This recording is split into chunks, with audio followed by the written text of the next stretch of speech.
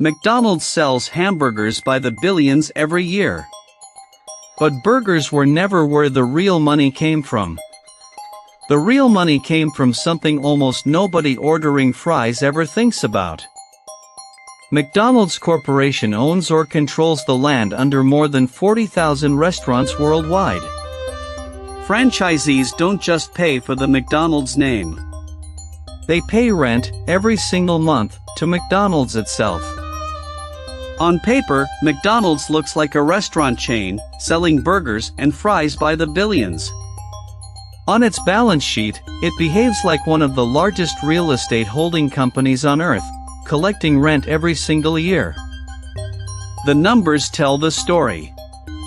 Renting property to franchisees runs at operating margins near 80%.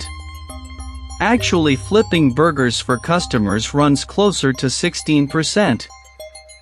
Selling a burger costs meat, wages, rent, marketing. Collecting rent costs almost nothing once the deal is signed. That gap is why McDonald's calls itself a real estate company that sells burgers. This wasn't an accident, and it wasn't some modern innovation dreamed up by a Wall Street analyst chasing higher margins. It was a deliberate plan, built more than 60 years ago, to solve a much older problem. The problem wasn't how to sell more burgers. The problem was how to take total control of a company away from the two brothers who actually invented it. To understand how McDonald's became a landlord empire, we have to go backward. Past the stock price. Past the golden arches. All the way to a parking lot in California in 1954. Here's how the machine works today. McDonald's leases the land, builds the restaurant, then leases the whole property to a franchisee at a markup above what McDonald's itself pays. The franchisee takes on the risk. Staff, ingredients, equipment breakdowns, bad weather, a slow Tuesday. McDonald's collects a percentage of sales plus rent, whether the Tuesday was slow or not. That structure means McDonald's gets paid even in a franchisee's worst year. It's the closest thing a burger company could build to a guaranteed income stream. By recent public filings, rent and franchise fees from real estate made up the majority of McDonald's operating income, and franchised revenue alone now outweighs the sales rung up at the company's own burger counters. Franchisees have complained about this for decades. Rent increases eat into their margins even when their sales don't grow. But they keep signing, because the brand still fills parking lots. It's a system so effective that other franchise giants have copied pieces of it. But McDonald's built the blueprint, and the blueprint didn't come from a burger.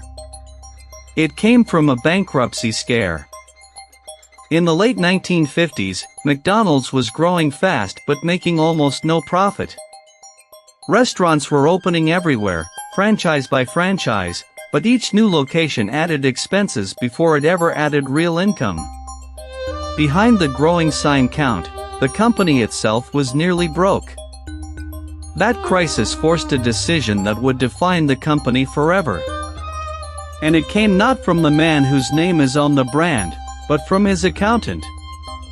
Ray Kroc was 52 years old, selling milkshake mixers, when he first saw the McDonald's restaurant in San Bernardino, California. He'd never run a restaurant in his life. What he saw stunned him: a kitchen system so fast, so efficient, that a burger, fries, and a shake landed in a customer's hand in under a minute. Kroc convinced the brothers who owned it to let him franchise their system nationwide. He believed he'd found the future of American business, and he wanted to build it fast. By the late 1950s, Kroc had opened hundreds of franchised locations stretching across the country. On the surface, it looked like total triumph. Underneath, the company itself was barely surviving. The franchise fees Kroc charged were small, just enough to cover overhead. Every new location meant more prestige and almost no real profit. Kroc was building an empire on fumes. He drew a modest salary. He borrowed against his life insurance. He mortgaged his home just to keep the company's lights on while franchises multiplied around him. Kroc needed a way to make the company profitable independent of how many burgers any single restaurant actually sold. He needed leverage he could control completely. That leverage came from a man most people have never heard of, Harry Sonneborn, the finance executive who would quietly reshape the entire company. He didn't come from the restaurant world, and nobody expected a numbers man to change how burgers got sold. But behind a closed office door, he was already redrawing the entire plan. Sonneborn had a background in finance, not burgers. He looked at McDonald's books and saw the real problem immediately. The company didn't own anything worth controlling. Franchise fees were too small to matter. But land, Sonneborn realized, was different. Land could be leased, marked up, and controlled forever, no matter who ran the kitchen. His plan, McDonald's would buy or lease the land under every new restaurant itself, then sublease it to the franchisee at a higher rate. Rent, not burgers, would fund the company. It worked almost immediately. Real estate income gave McDonald's Corporation a steady cash flow that had nothing to do with how many burgers any one franchisee actually sold that week. By the early 1960s, this real estate arm, structured quietly as a separate financing company inside McDonald's, was already becoming the most important part of the entire operation. But there was a catch. The founding brothers, Richard and Maurice McDonald, still owned the name, the original restaurant, and the rights to the entire system Kroc had franchised. Every year Kroc grew the company, he was still paying them a small royalty, and he still needed their approval for major decisions. The founders had leverage he couldn't ignore. Kroc wanted full control.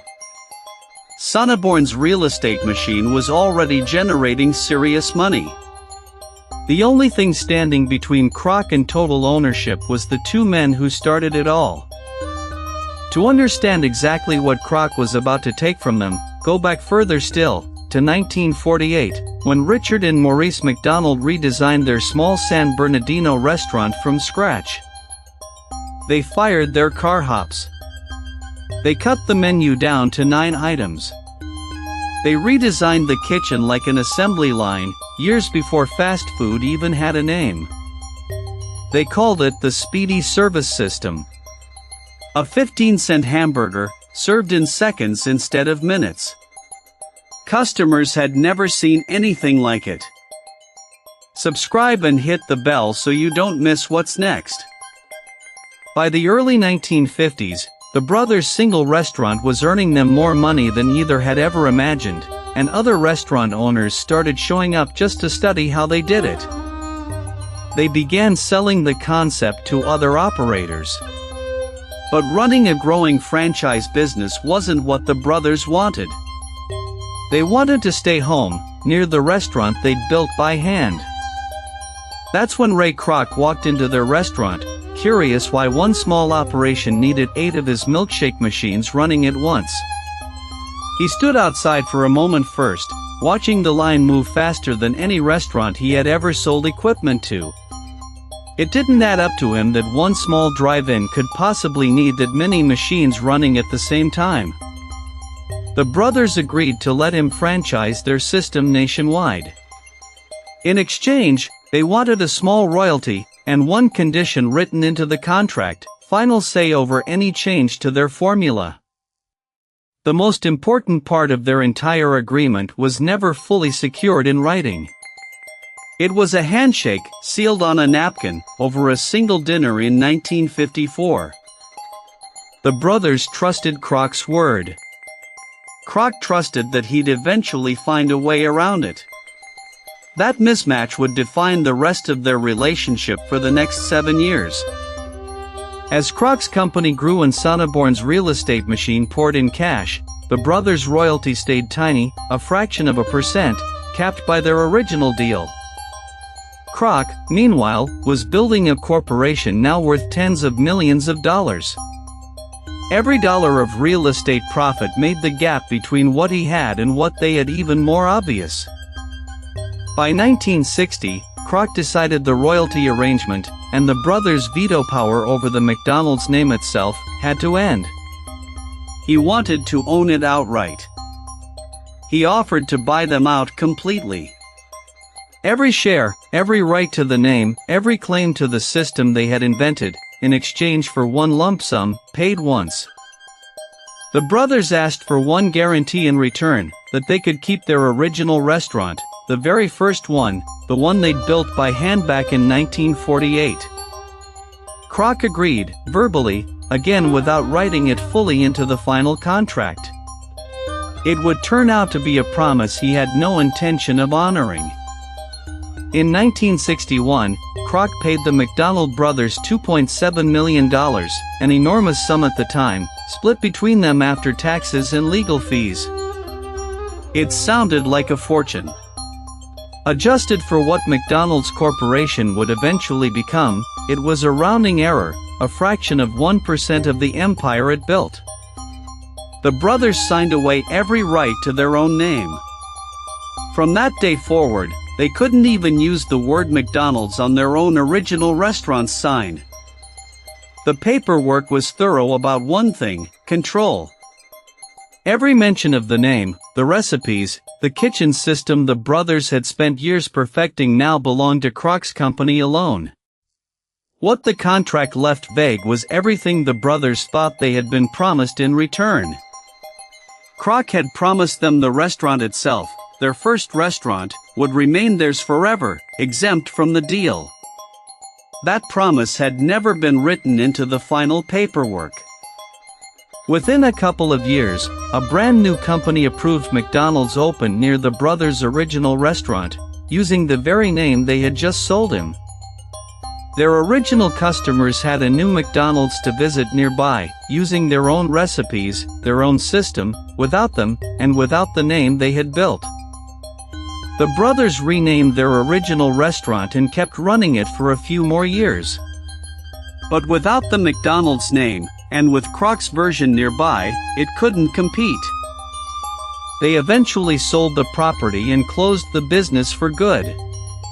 The very system they invented in 1948 now belonged entirely to someone else, run exactly the way they designed it. Sonneborn's real estate machine, born out of Kroc's need for leverage over two brothers, kept growing decade after decade long after the buyout was finalized. It became the true engine of the entire corporation. With no one left who could block a decision, Kroc's company could change the menu, the layout, even the building design itself without asking permission first. The real estate machine Sonneborn had built could now expand under a single unified name, restaurant after restaurant, block after block. Today, every time a franchisee signs a new lease, they're stepping into a structure built specifically to make sure ownership of the land always mattered more than ownership of the recipe. The brothers who built the speedy service system never saw a cent of that real estate empire.